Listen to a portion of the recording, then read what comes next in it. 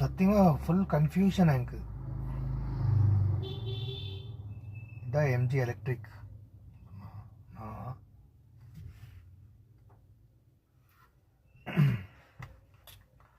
எப்படி ஆஃப் பண்ணுறது எப்படி ஆன் பண்ணுறதுன்னு தெரிய மாட்டேங்குது. பார்த்தா பட்டன் பார்த்தா வெளியே இருக்குது, கதவுக்கு வெளியில்.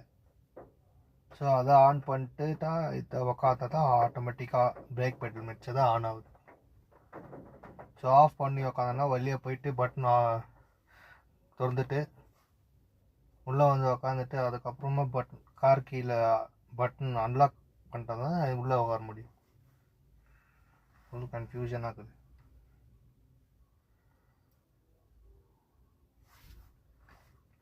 எப்படி இது புது கட்டிங்க?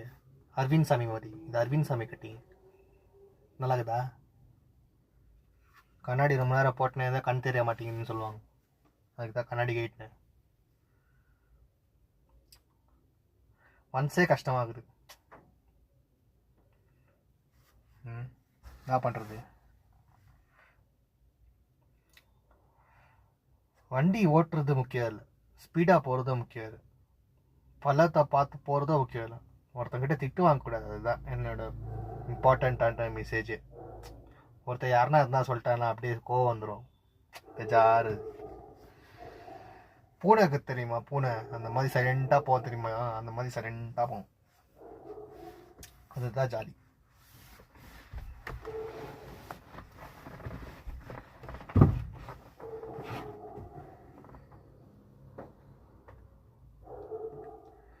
காற்றோடு கை வீசி நீ பேசினா.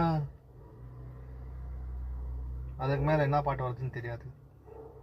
பாட்டு கற்றுக்கணுமா ஃபஸ்ட்டு? யூடியூப்பில் வீடியோஸ் வரணும்னா என்ன பண்ணுறது? ஏதாவது பண்ணி வியூஸ் பண்ண வைக்கலாம். வியூஸ் வரணும்னா என்ன பண்ணணும்? நான் ஒரு டைலாக் சொல்லிட்டா?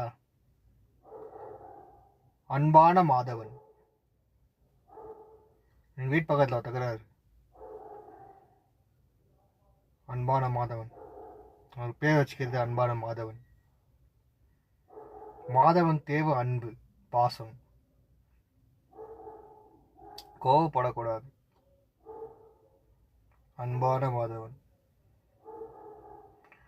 பேசாம ஒரு பைத்தியக்கார சேனல் ஆரம்பிக்கலாம் நான் சொல்லி பேசினேன்.